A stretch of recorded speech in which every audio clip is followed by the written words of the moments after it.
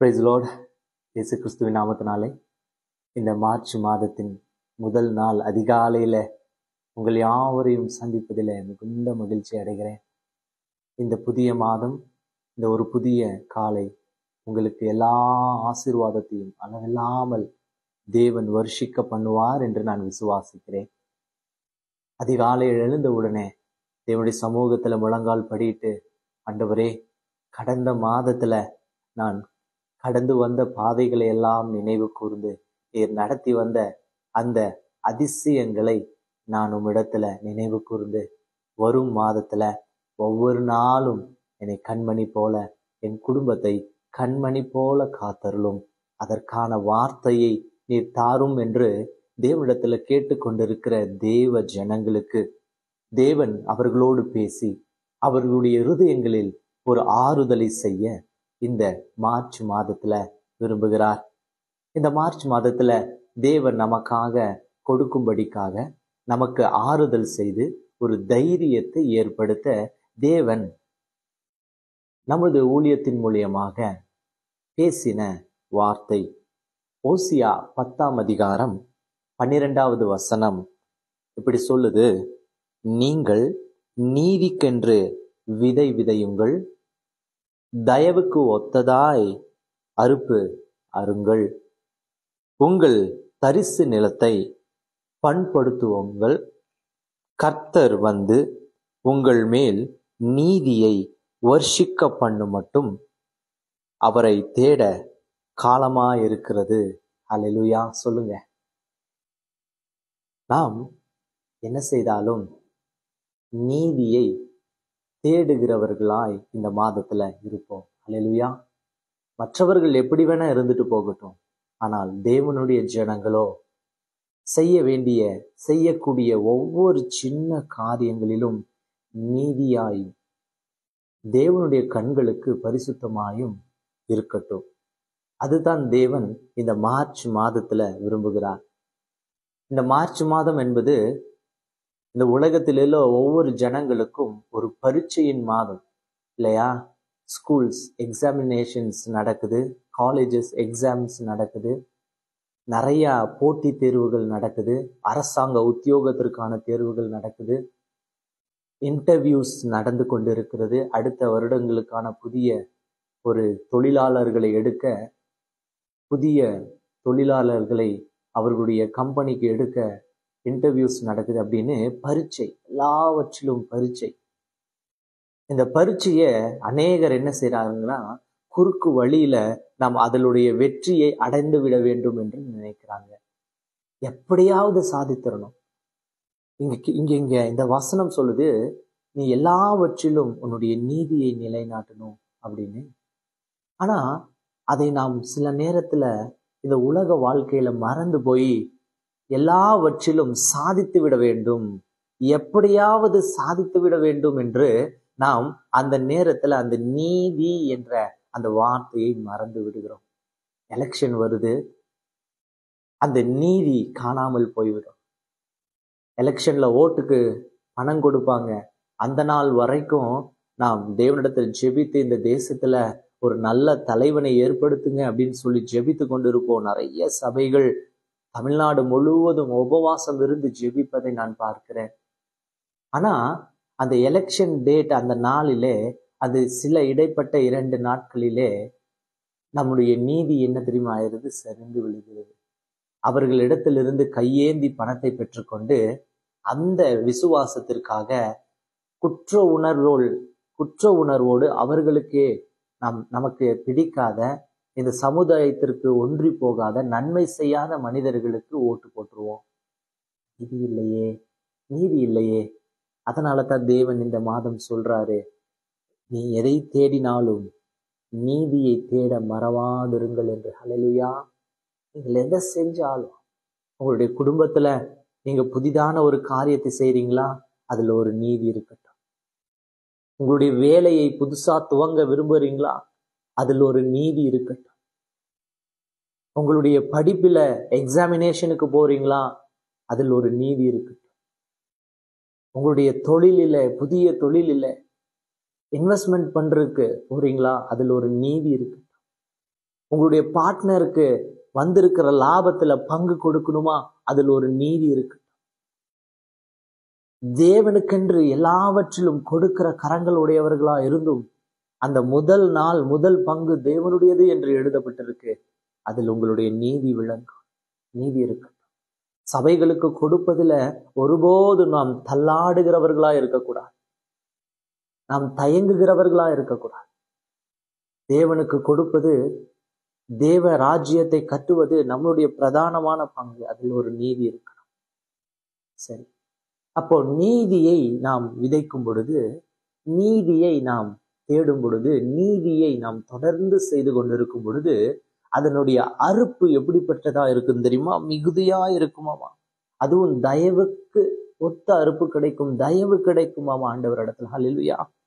முதல் காரியம் இந்த வசனத்துல சொல்றாரு, நீதியை நீங்கள் விதைக்கணும்.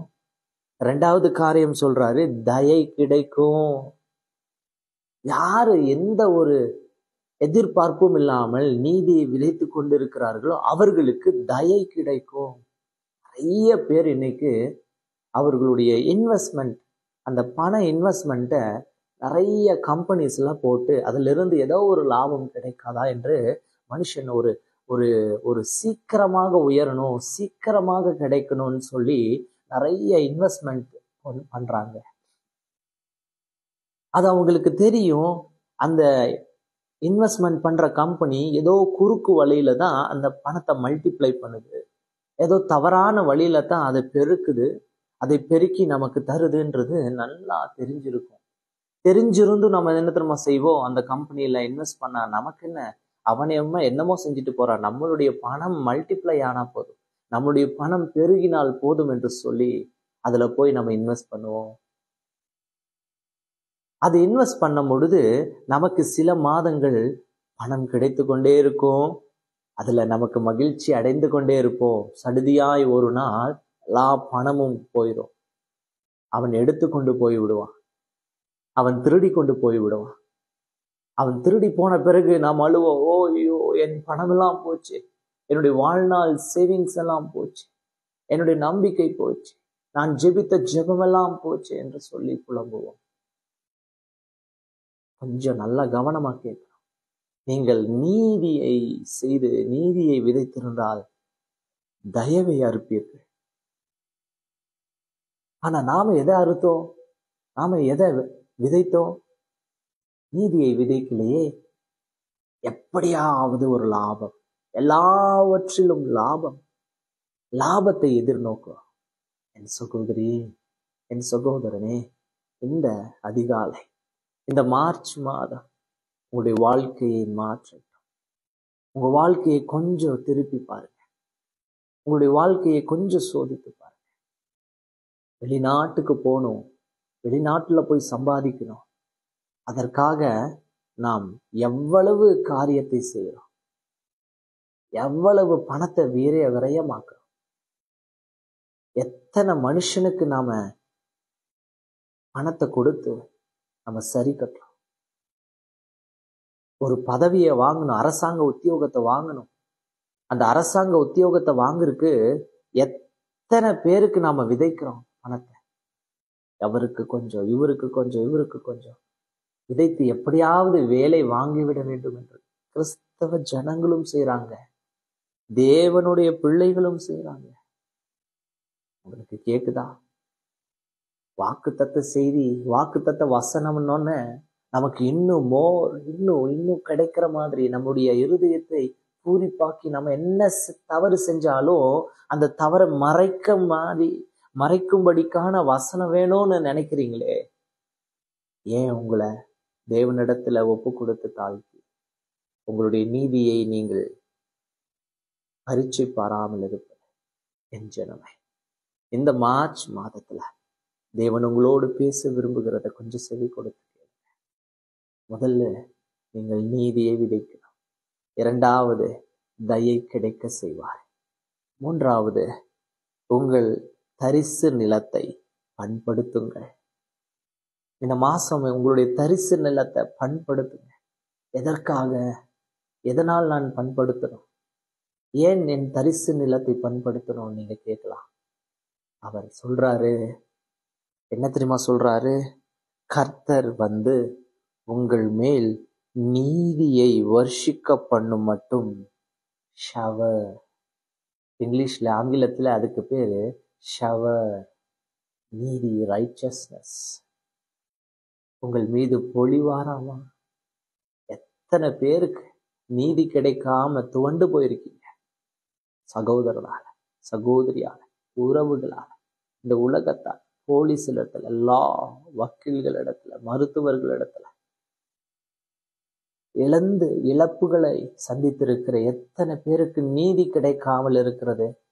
தேவன் சொல்றாரு, இந்த மாதம் உன் மீது கர்த்தர் வந்து நீதியை மழையாய் பொழிய பண்ணுவார். அல்லேலூயா. நீங்கள் இருக்கிற இடத்திலேயே இந்த வார்த்தையை கேட்டுக்கொண்டிருப்பீர்களா? இப்பொழுது இந்த செய்தியை கேட்டுக்கொண்டிருப்பீர்களா? இப்பொழுதே சொல்லுங்க அல்லேலூயா என்று.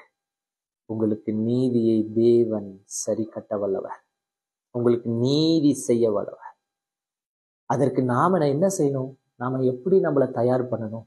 அவர் முன்னமே சொல்லி கொடுக்கிறாரு, உன் நிலத்தை நீ பண்படுத்து, உன் தரிசு நிலத்தை நீ பண்படுத்துன்னு சொல்றார். நீ பண்படுத்தும் பொழுது அவர் கொடுக்கிற நீதி அந்த தரிசு நிலத்துல விதைக்கப்படும். அந்த தரிசு நிலத்துல விதைக்கப்படும் பொழுது தேவ நீதி உனக்குள்ள இருந்து என்ன தெரியுமா மறுபடி வர்ஷிக்க பண்ணும்? தயவை கிடைக்க செய்யும். ஹல்லேலூயா. நீ நிக்கிற இடமெல்லாம் தயவு, நடக்கும் பொழுது தயவு, போகும் இடத்துல தயவு, எங்கு சென்றாலும் எல்லா மனுஷனுடைய கண்களிலும் உனக்கு தயை கிடைக்க செய்வார். ஹல்லேலூயா. ராஜாக்களுக்கு மத்தியில நீ நின்றாலும், ஆசாரியர்களுக்கு மத்தியில நின்றாலும், அரசு அதிகாரிகளுக்கு மத்தியில நின்றாலும், நீ பெரிய பெரிய ஆபீசர்ஸ் மத்தியில நின்றாலும், நீ எந்த இடத்துல நின்றாலும் தேவன் உனக்கு தயை கிடைக்க செய்வார். சமாதானத்தோட எழும்பு, சமாதானத்தோட முழங்கால் பண்ணிடு, சமாதானத்தோட தேவனிடத்துல உன்னை ஒப்புக்கொடு. தேவன் இந்த மாதம் தயை கிடைக்க செய்கிற மாதமாய் மாற்றுவார். ஆனால் என் சகோதரனே, என் சகோதரியே, நீதியை விதைக்க மறவாதிருங்கள். நீதியை விதைக்க மறவாதிருங்கள். இந்த செய்தி உங்களுடைய இருதயத்திற்கு ஒரு ஆறுதலை உண்டாக்க, ஒரு தைரியத்தை கொடுக்க. என் தேவன் பேசுகிற சத்தியம் எதுவுமே நம்மளுடைய நன்மைக்காக, நம்முடைய குடும்பத்தின் நன்மைக்காக. அவர் பேசுவதில் குறைவில்லை. அவருடைய வார்த்தை மாறுபாடு கலப்படமானதும் கிடையாது. அது தெளித்தேனிலும் மதுரமானது. அவர் சொன்னால் செய்யாதிருப்பதில்லை. அவர் பொய் சொல்ல மனுஷரும் இல்லை. விசுவாசி, விசுவாசி, தேவன் கட்டாயம் செய்வார். ஆனால் இந்த மாதம் நீதியை விதைக்க மறவாதே என் சகோதரன், மறவாதே. எந்த ஒரு சின்ன சூழ்நிலையிலும் உன்னுடைய இருதயத்திற்குள்ள ஓசியா 10ஆம் அதிகாரம் 12வது வசனம் நினைவிருக்கட்டும், நினைவிருக்கட்டும். கண்களை மூடி ஜெபிக்கலாம். அன்பு தகப்பனே, ஸ்தோத்திரம் அப்பா, துதிக்கிறேன். ஆவியானவரே, துதிக்கிறேன் ஆண்டவரே. இந்த காலை வேளையில, இந்த மாதத்தின் முதல் நாளில உம்முடைய சமூகத்துல வந்திருக்கிறேன். என்னுடைய இருதயத்திற்கு எதை கொடுப்பார்? என்னுடைய இருதயத்தை எதை கொண்டு நிரப்புவார்? இந்த மாதம் என்னோடு எதை கொண்டு பேசுகிறார் என்று எத்தனையோ லட்சக்கணக்கான ஜனங்கள் அதிகாலையில வந்து எனக்கு ஒத்த வார்த்தை, என் இருதயத்துக்கு ஏற்ற வார்த்தை கிடைக்காதா என்று தெரிந்து கொண்டிருக்கும் பொழுது, இதோ ஆண்டவரே, நீர் உம் ஜனங்களை நோக்கி, உன் தரிசு நிலம் என் நீதியினால் நிரப்பப்படும், நான் மழையாய் பொழிய போகிறேன். அதனால் நீ நீதியை விதை. எந்த சூழ்நிலையிலும் நீதியை விதைப்பதை மறந்து போகாது. நீதியை விதைத்துக் கொண்டே இரு என்று சொன்னதுக்காய் நன்றி. நீ நீதியை விதைக்கும் பொழுது நீ தயையை அறுப்பாய். உனக்கு தயை கிடைக்க செய்வார் என்று ஆண்டவரே சொன்ன வாக்குத்தத்த வசனத்தை நான் நினைவு கூறுகிறேன். நீ சொன்னால் செய்யாமல் இருக்கிற தேவன் அல்ல. நீ ஆண்டவரே கொடுத்ததை திரும்பி பெற்றுக் கொள்ளுகிற தேவன் அல்ல. திரும்பி எடுத்துக் கொள்ளுகிற தேவன் அல்ல. இன்னைக்கு வியாதி படுக்கையில் இருக்கிறவர்களுக்கு ஒரு தயை கிடைக்க செய். இன்னைக்கு கோர்ட் கேசினால் அலைந்து கொண்டிருப்பவர்களுக்கு ஒரு தயை கிடைக்க செய். இன்னைக்கு ஆண்டவரே மருத்துவமனையில பணம் கட்டாமல் கஷ்டப்படுகிறவர்களுக்கு ஒரு தயை கிடைக்க செய். வேலைக்காக அலைந்து அலைந்து வேலையே கிடைக்காமல் இருக்கிற தேவ பிள்ளைகளுக்கு ஒரு தயை கிடைக்க செய். எத்தனையோ இன்டர்வியூஸ் அட்டன் செய்து ஆண்டவரே மற்றவர்களால் குளறுபடி செய்யப்பட்டு தனக்கு கிடைப்பதை ஆண்டவரை மற்றவர்கள் ஆண்டவரை அபகரித்து கொண்டவர்களுடைய நீதியை சரி கட்டுவீரா. தன்னுடைய சொத்தை இழந்து போன தேவ பிள்ளைக்கு ஆண்டவரே தன்னுடைய சொத்தில நீதி கிடைக்கும். எந்த தவறும் செய்யாமல் நீதிமன்றத்துக்கு கூட்டி சென்றிருக்கிற தேவனுடைய ஜனங்களுடைய நீதி சரி கட்டப்படட்டும். ஆண்டவரே இரண்டாவது வாழ்க்கை கிடைத்தும் என்னால் முழுமையான அந்த வாழ்க்கைக்குள்ளாக வாழ முடியாமல் தவித்துக் கொண்டிருக்கிற ஒவ்வொருவருக்காகவும் ஜெபிக்கிறேன். கணவனால் ஆண்டவரை கைவிடப்பட்டு மனைவியினால் கைவிடப்பட்டவர்களுக்காக ஜெபிக்கிறேன். சிறு பிள்ளை வாலிபர்கள் வாலிப பெண்களுக்காக ஜெபிக்கிறேன். சோசியல் மீடியாவால் வஞ்சிக்கப்பட்டு விழுந்து போய் சமுதாயத்தினால் ஆண்டவரை தவறான கண்ணோட்டத்தில் பார்க்கப்பட்டு சொந்த குடும்பமே தள்ளி வைத்திருக்கிற தேவ பிள்ளைகளுடைய ஆண்டவரை வாழ்க்கையை எழுப்பிடும். அவர்களுக்கு ஒரு நீதி செய்யும். தவறாக ஆண்டவரே ஒரு வேலை செய்திருக்கலாம். ஆண்டவரே அறியாமையிலே ஆண்டவரை பாவம் செய்திருக்கலாம். அந்த பாவம் அவர்களை கவிழ்த்து போடக்கூடாது. இயேசுவின் நாமத்தினாலே இந்த மாதம் அவர்களுக்கு ஒரு நீதியை செய்து எழும்பி பிரகாசிக்க செய்வதற்காக என் ஜனங்கள் என்று ஆண்டவரே நீர் அன்போடு அரவணைப்போடு அழைக்கிற தேவன், என் ஜனங்கள் என்ற வைராக்கியத்தோடு அழைக்கிற என் தேவன், இது ஒருபோதும் உம்முடைய ஜனங்களை கைவிடுவதில்லை. இதோ உம்முடைய ஜனங்கள் அதிகாலையில உம்முடைய சமூகத்துல வந்து நின்று கொண்டு இருக்காங்க. ஒவ்வொரு மீதும் உம்முடைய நீதியை வர்ஷிக்க பண்ண, உம்முடைய நீதியை மழையாய் பொழியும்.